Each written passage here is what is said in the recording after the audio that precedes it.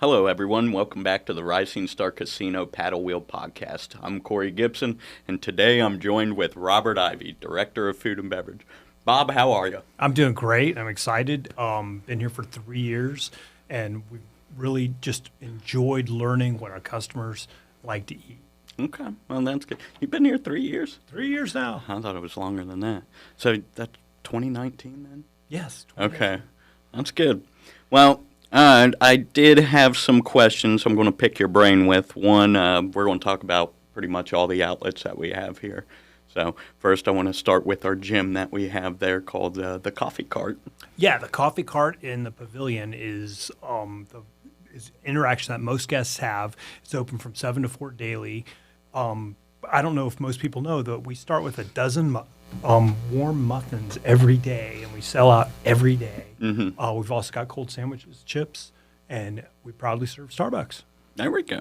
Well, I know the muffins are pretty hot commodity, so some people when they stay in the hotel, they get their breakfast, but a lot of people, they don't want to eat that big of a breakfast. No. So they'll just go right they over. They want their Frappuccino, and they get a muffin with it. It's great. And It's a great way to start the experience. So and I know it's tough to get it open 7 days a week, and I mean, I applaud you for doing that because a lot of people want it and they need it.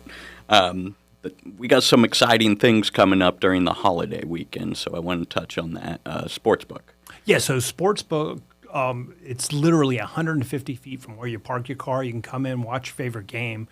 We've got a bucket special. We've been running the bucket special all year. Football season's coming up, and we're going to do nachos. So it's $10 a bucket of beer with that's $2 a beer, and we incentivize with a great plate of nachos, and that's going to be going all of football season on the weekends. I don't think anyone else has that around, so I think that's pretty cool. And a lot of people like the wings and the bucket of beer, but they said the nachos were just as good. Nachos were a big hit. We've been running hot dogs all for baseball season.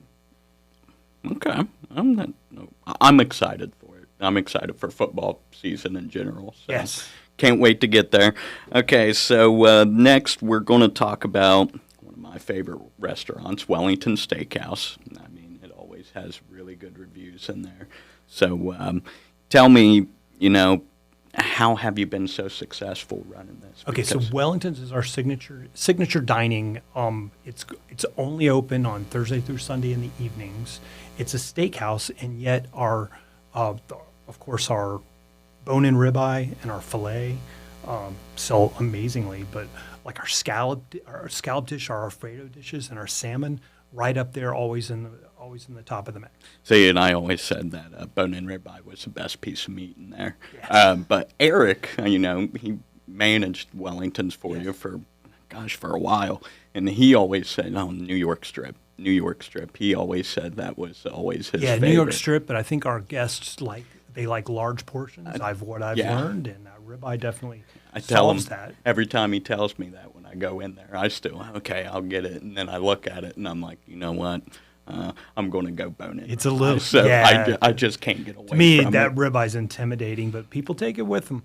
I've got some great desserts there. Also, what we've done recently is we've immersed the guest in caricatures of our best players. Now, a lot of high-end steakhouses have celebrities on the wall, or maybe political people from the town that they're in, and instead we had caricatures taken of our most frequent diners, who are our VIPs, and we're continuing. She's going to be back. Our character artist is going to be back on Christmas, taking some more. So all you got to do is contact your host, and we'll get your picture on the wall. I took a picture of one and sent it to a customer, and she says, "I'm going to sit right by that and eat next time." Right. So that to me, that's exciting. Okay, so Wellington's for me, that's where I send most of my VIPs. I mean, all my high-end customers, they want to go to the steakhouse and everything.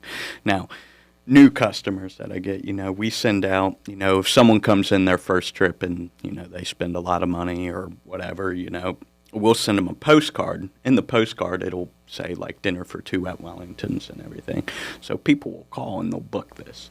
And, they'll go in, I didn't bring it with me, but I had someone write me a review in July about it. And they came in June. I sent them the postcard. They came and ate at Wellington's for their first time. and they said they travel. They lived in Michigan. They travel everywhere, ate at a bunch of steakhouses, and they said that was the best steakhouse they've had I love ever. hearing that. And I mean, you get it all the time. Like, no one understands. You look at our reviews online, it's nothing but positive on there. So, I mean, I really think I applaud you and your staff. No, you we guys have a done great great. team. So, Yeah, they're committed to putting out amazing plates of food. Wellingtons, once again, in the evenings, Thursday through Sunday. Reservations are recommended. You can pretty much walk up on Thursday and Sunday, but Friday and Saturday, you're going to need to make reservations. You can get that right on our website. I do agree. You can generally, website, call reservations. That's the best way.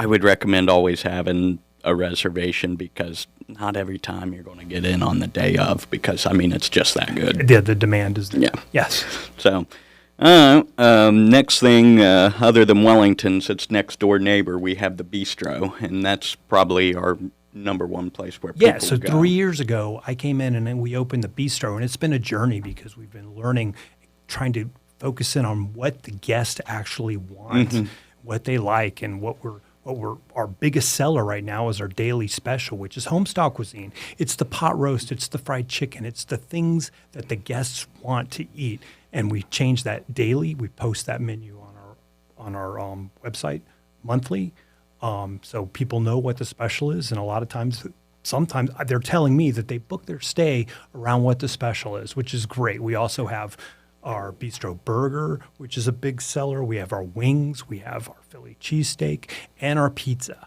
And right now we're serving Skyline there, which is great. And that's open. That's open from 11 to midnight every day, and we keep it open till 3 a.m. on Fridays and Saturdays. Yep, and I agree with you. That special was a good idea. Now I'm getting people to call me and they say, "Hey, what's up? What's It's got a life of its own. It's so incredible. And I just can't believe we're working it. really hard to I put some always of these applauded menus on that. our core. Some of these items on our core menu because that's what the people want. That's what they like. It's great. Yeah. So yeah, the Bistro's doing great. And the Bistro's doing great. And once again, we've got all new tabletops, all new seating pads out in the pavilion. We've expanded the seating since COVID, so people are spread out. It's great. Yeah, and I'll touch on the special one more time. The barbecue ribs that you make and everything too. People die for those. And Sunday, it's a sad story. We'll get into it. The buffet's not going to reopen, but it's our employee dining room area now. Yes, So, but the buffet, the buffet, we do have a plan to open it not as the buffet, but we want to open it as something else. But stay tuned for that. stay tuned. How long? Stay tuned for that. So, but the employee dining room area now, like you sometimes serve the special area for the employees too. Yeah, it's big for me to know that the employees get to eat the same cuisine that our guests do. And it's really good Yes. and for free. Yes. So, I mean, thank you for that. That's really awesome. All right. Other than that, I think that pretty much sums it up. I mean, you've always done our VIP parties. Yeah, so the VIP parties is where we really, and the team that I have, the chefs that we have on board, that's where we like to put some of kind of the edgy cuisine for the invited events that we do, and we like to roll it out and see what they like. Like we had great reviews on our the Kentucky Derby party, right? The cuisine that we had the Kentucky hot browns, we had deviled eggs. They love it. So we get to exercise a little bit of creativity on those events. Yeah, and like I said, I've worked here, I mean, doing the VIP parties for 9 years, and I don't think there's ever been a bad meal that your staff has done, especially in the last 3 years you've been here.